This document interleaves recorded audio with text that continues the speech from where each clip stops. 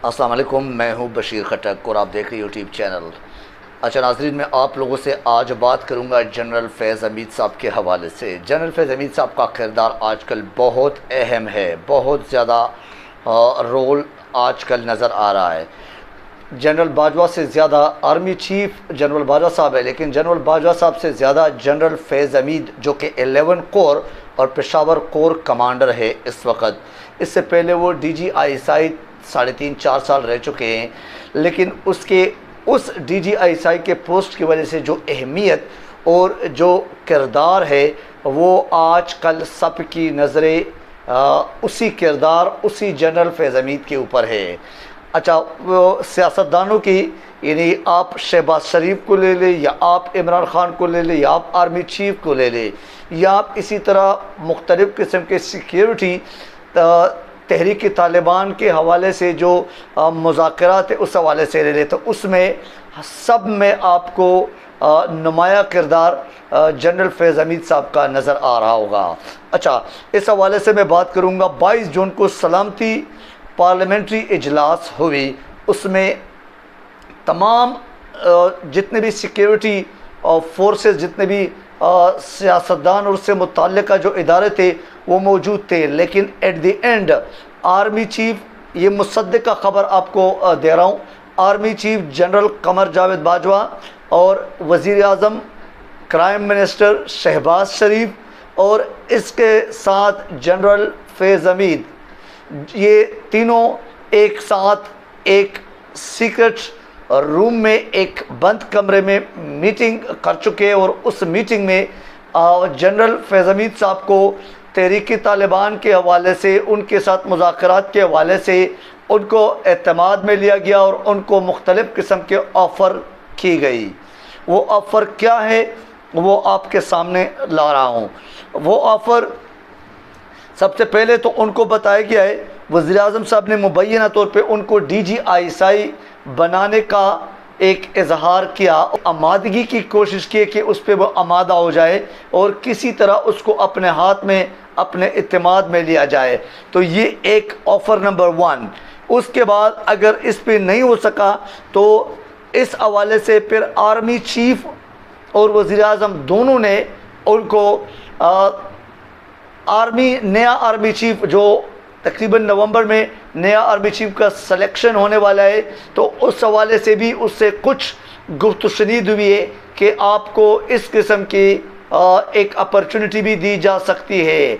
लेकिन उसके साथ साथ उनको जो काम बताया गया, उनको जो एक गलत काम पे लगाने की कोशिश की गई, उसको इस इत्तेमाद में लिया गया कि आपने PTI के यानी इस काम के एवज़ में, यानी उनको भी ख़रीदने और उनके ज़मीर को ख़रीदने की कोशिश की है।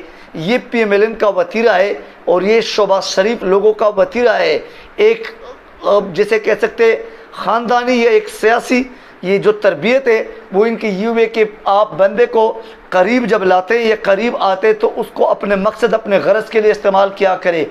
और हर कोई बिकने वाला या हर किसी की ज़मीर बेचने वाला नहीं होता है, हर कोई बेज़मीर नहीं बन सकता। भारत जनरल फैज़ हमीद को ये बताया गया कि आपने आने वाले इलेक्शन में हमारा साथ देना है और आपने PTI के जितने भी एक पावर है अभी सियासी, उसको कम करना है और उनके सीटें कौमी असम्बली के आने वाले इलेक्शन में, मतलब धांधली वगैरह और उस किस्म के अरेंजमेंट आपने करनी है और ये काम इस बदले में करना है। तो आपने PTI के कौमी असम्बली के जितने भी सीटें हैं वो आपने 50% रखनी है, 50 से ज़्यादा सीटें नहीं होनी चाहिए।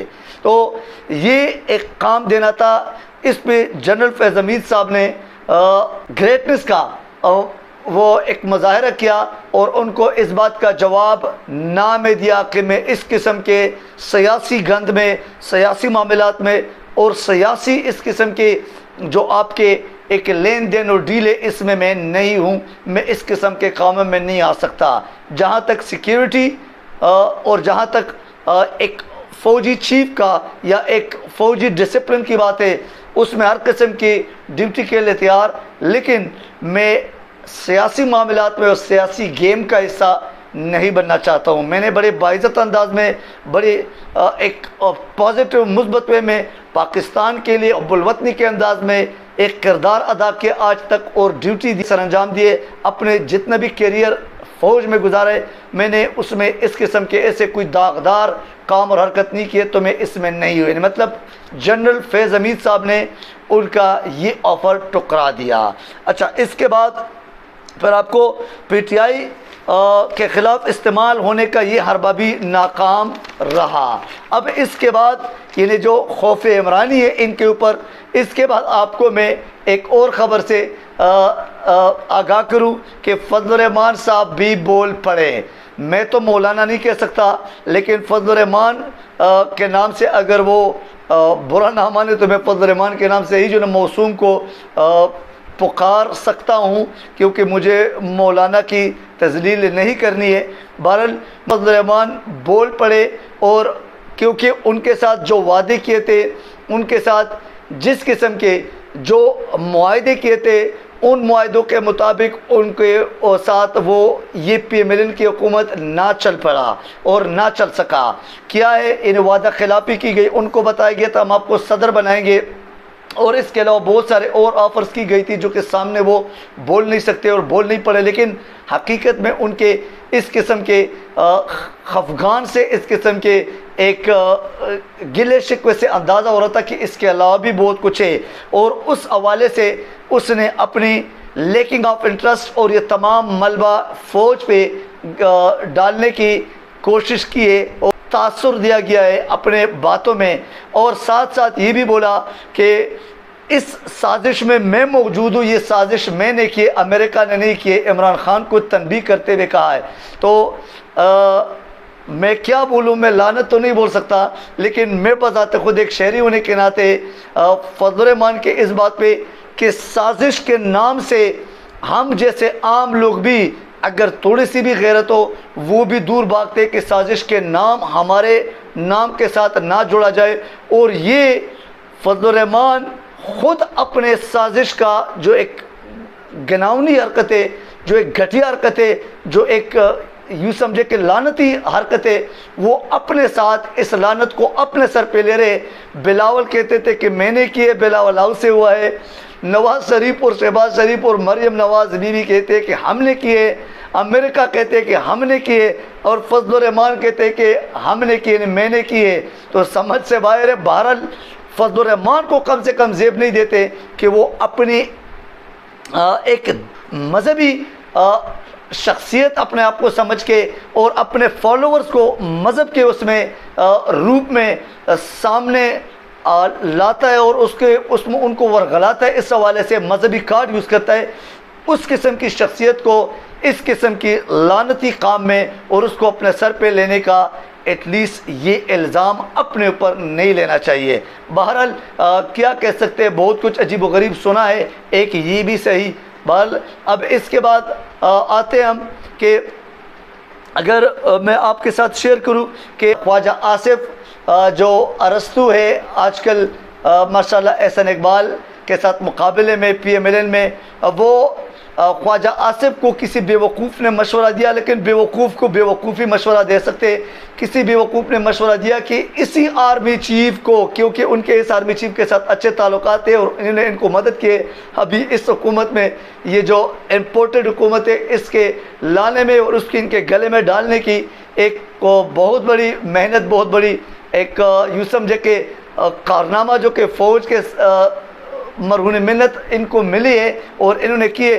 तो इस घिनौनी साजिश का हिस्सा होते हुए इन्होंने इस आर्मी चीफ के फेवर में बात की कि इसको मज़ीद एक्सटेंशन देना चाहिए, और अगर एक्सटेंशन नहीं दे सकते तो फिर नया आर्मी चीफ आर्मी के उसको डिसिप्लिन और आर्मी के ही चीफ के हवाले कर दिया जाए। वो जिसको चाहे जिस तरह चाहे आर्मी वाले ही बना दें, वज़ीर-ए-आज़म से ये इख्तियारात लिया जाए।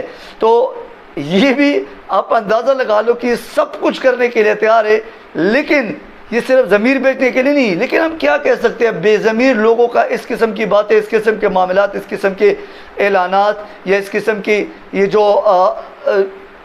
ऑफ़र्स, इस किस्म के जूते पॉलिश करना, ये कोई मेरे ख्याल से उनके लिए कोई इतने घिरी हुई बातें और घिरी हुई हरकतें नहीं है। बहरहाल हम जैसे लोगों के लिए ज़रूरी है, शॉकिंग है ये, ठीक है ना, ये वाकई हैरानगी है हमारे लिए। बहरहाल उन्होंने इस बात का इजहार किया कि वज़ीर-ए-आज़म से इख्तियारात लिया जाए और ये आर्मी चीफ और आर्मी के हवाले कर दिया जाए कि वो ख़ुद अपना नया आर्मी चीफ जिसको चाहे बना ले। यानी मीन्स हमारे मर्ज़ी के, हमारे फेवर के, हमें फेवर देने वाले ये आर्मी चीफ कोई नया आर्मी चीफ बना दे अगर इसको एक्सटेंशन नहीं दी जाती है।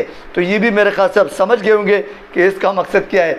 उसके बाद मैं आता हूँ इमरान खान की जासूसी करने का, और एक मामला, जासूसी का मामला जो है वो उस शख्स ने वो जासूसी की है उस हवाले से कि वो 6 साल से उनके घर में काम करते थे सफाई के, और वो इमरान खान के उस कमरे तक तो रसाई नहीं, लेकिन PMLN के किसी शख्स ने उनको किसी तरह ट्रैप करके, किसी तरह अपने करीब ला के, इस किस्म के लालच और इस किस्म के एतमाद में ला के इस PMLN के किसी शख्स ने उसको एक डिवाइस दी गई थी, और उस डिवाइस के एवज में 50,000 रुपये दिए थे। उनको बताया कि आप 50,000 रुपये के लालच में आके उस गरीब शख्स को इस काम पे लगा लिया, और उसको एक डिवाइस दिया गया कि डिवाइस आपने नस्ब करना है ऑडियो डिवाइस, कि इस ऑडियो डिवाइस में हमारे जो साबका वज़ीर-ए-आज़म इमरान खान है, जो वाकई एक लीडर है, उस लीडर की बातें और उस लीडर के ख़िलाफ़ ये भी एक घिनौनी साजिश की हरकत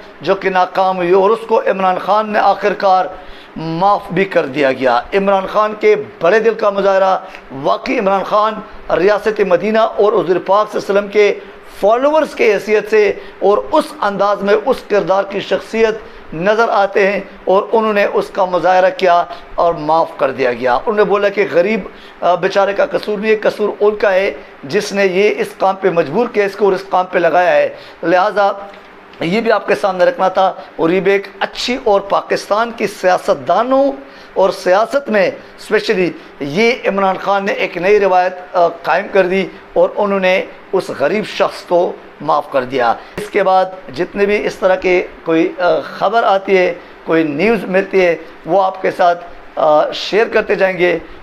इस चैनल को, मेरे YouTube चैनल को सब्सक्राइब करना, इसको शेयर करना, इसको सुनना प्लीज़ ना भूलिए, और अपना और अपने इर्द गिर्द के लोगों का ख्याल रखिए। अल्लाह ताला सबको ज़मान में रखे।